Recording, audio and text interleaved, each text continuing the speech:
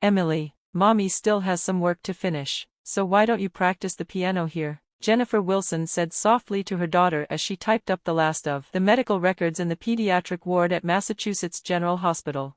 Next to the exam room was a small break area with a digital piano. The hospital had placed it there just for Emily, a quiet corner where she could play while Jennifer worked. Emily nodded, took out her sheet music, and placed it on the stand. It was the theme from a popular animated movie, and she was going to perform it at a wedding next month.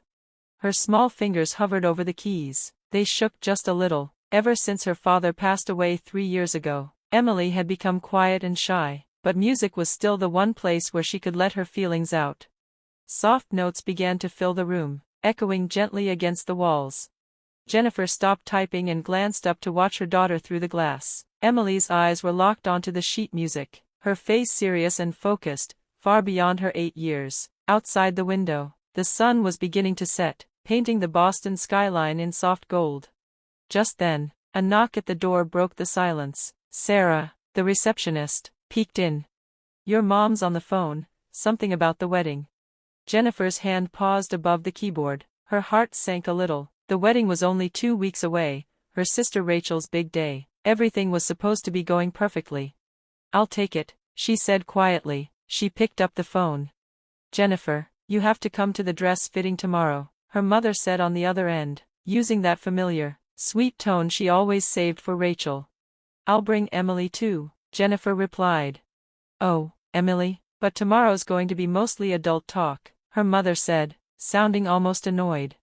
"Mom, Emily is my daughter, she's coming with me." There was a pause, then a sigh. "Fine, but don't upset Rachel, this is her special time." After she hung up, Jennifer sat back and let out a deep sigh. The piano music had stopped. She turned and saw Emily looking at her with concern.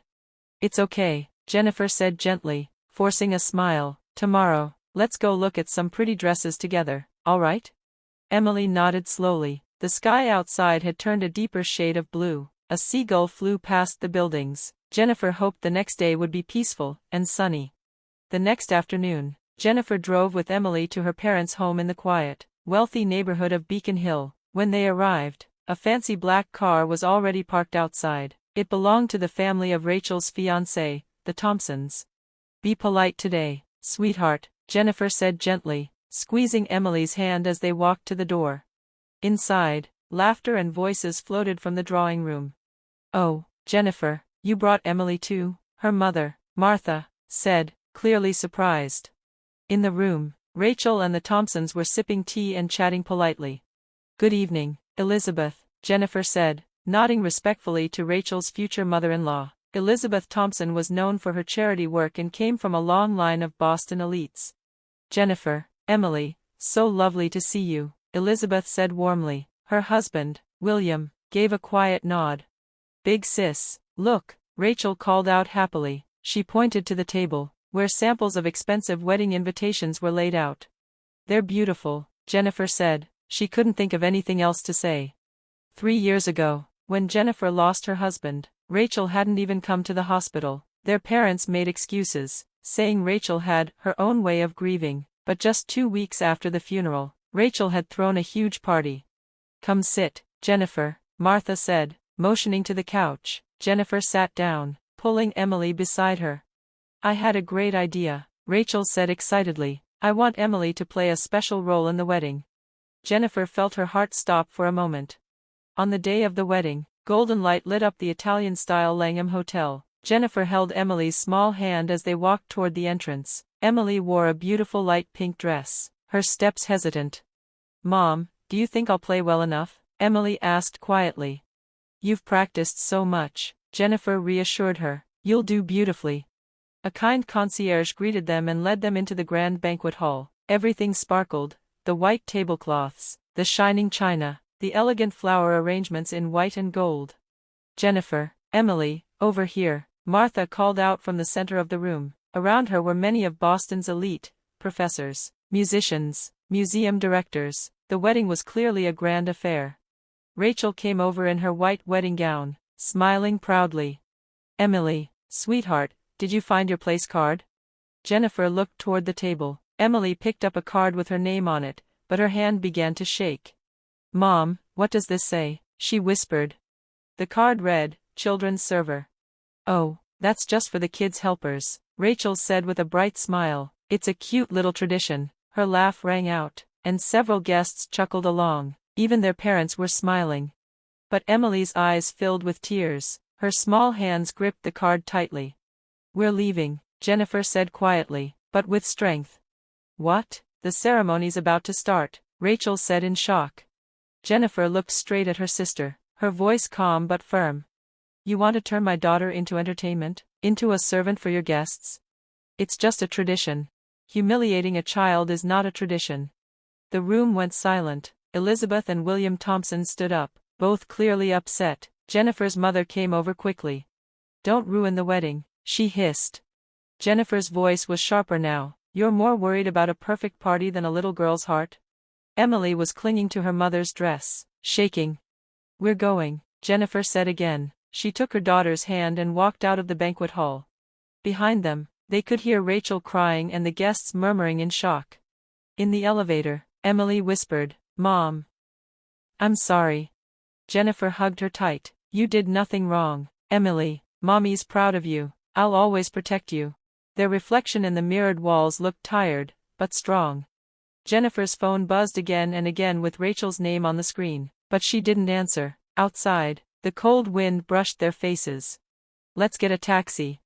Just then, they heard footsteps behind them. Jennifer, wait. It was Elizabeth Thompson. Her face was filled with sadness, but also determination. We need to talk, she said. Come to our home. I'll have the car ready.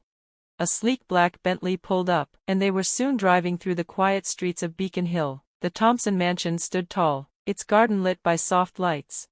Emily, why don't you rest for a bit? Elizabeth said gently, and a butler led Emily to a cozy library. Inside the drawing room, Jennifer sat across from Elizabeth. Portraits of past Thompsons watched silently from above the fireplace. I want to apologize, Elizabeth said seriously. What Rachel did was wrong, deeply wrong. I'm ashamed. Just then, the front door slammed. Rachel had arrived, her dress wrinkled, her face streaked with tears. Please come back, you're ruining everything.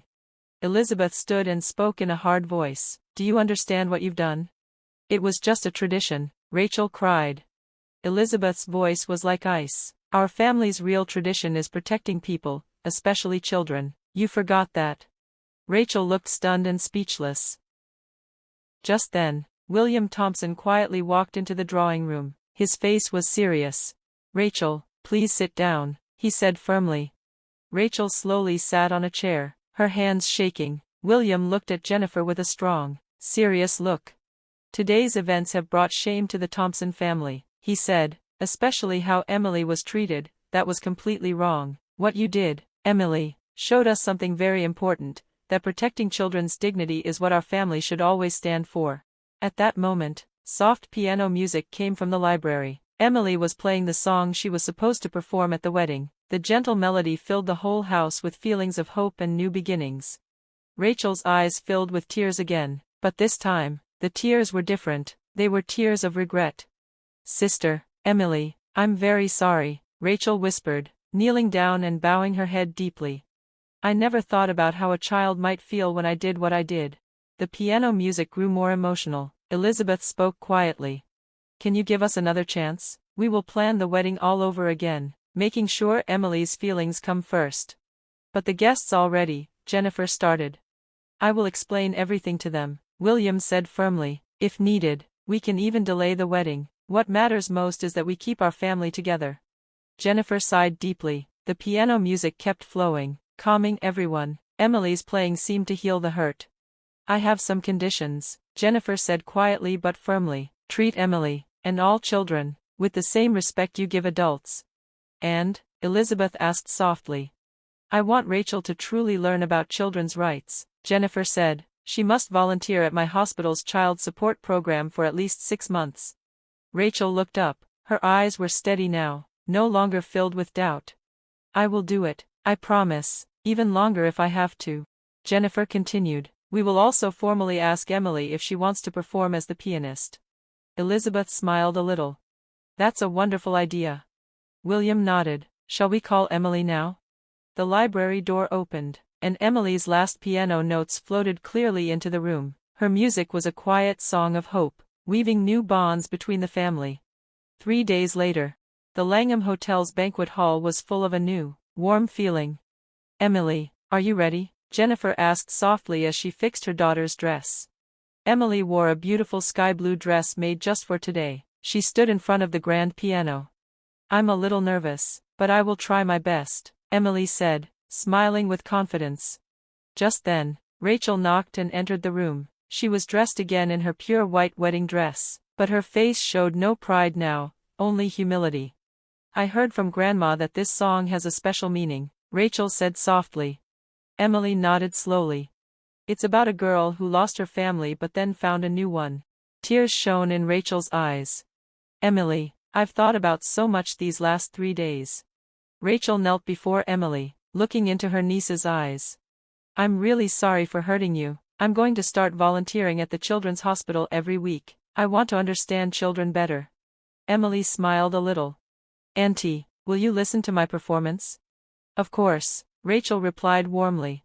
Just then, Elizabeth came in. "It's almost time," she said. William was behind her. "Emily, we can't wait to hear your beautiful music," William said with a smile. The banquet hall was filled again, this time with 200 guests seated differently. Children sat together with adults, sharing the celebration. The lights shone on Emily as she sat at the piano. The room grew quiet, her fingers touched the keys, and the music began, singing stories of lost family, new hope, and fresh beginnings. Jennifer watched from the audience, sitting with her parents. Her father George's eyes were wet with tears, and her mother Martha wiped her own eyes with a handkerchief. "Jennifer, I'm sorry," Martha whispered. "We spoiled Rachel too much. We never thought about how you felt." "Mom," Jennifer said softly. "But hearing Emily's music today, I understand. Family means understanding each other." Emily's music grew stronger, full of hope and light, as if welcoming a new day. When the last note faded, the room was silent for a moment, then everyone clapped loudly. Many guests had tears in their eyes. Elizabeth smiled proudly, and William nodded quietly. Rachel went on stage and took the microphone. "Thank you all for coming," she said, her voice shaking a little. "A few days ago, I made a terrible mistake that hurt my niece Emily and many other children." The hall was silent.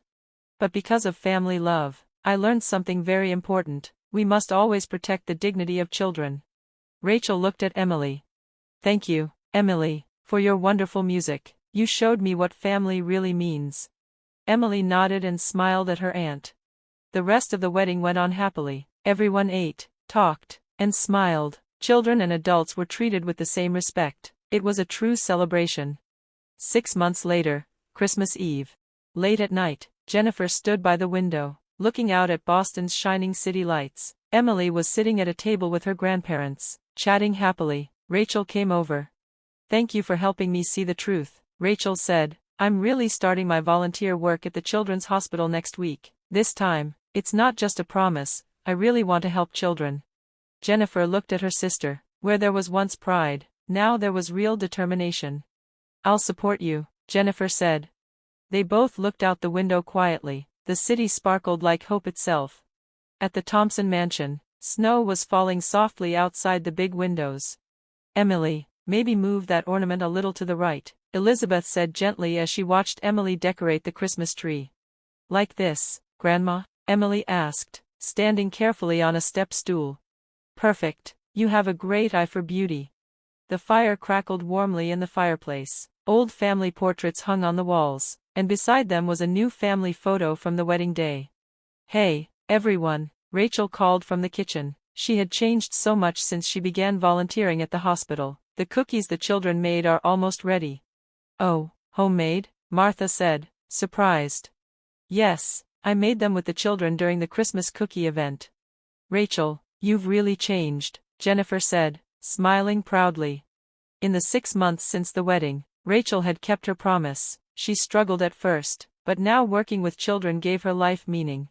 "The Boston Children's Support Center Board has offered her a position," Elizabeth said happily. "That's wonderful," William added with a rare gentle smile. But what about your job at the advertising agency? Martha asked worriedly. I'm quitting, Rachel said clearly. I want to work with children. I've learned what really matters isn't money or status.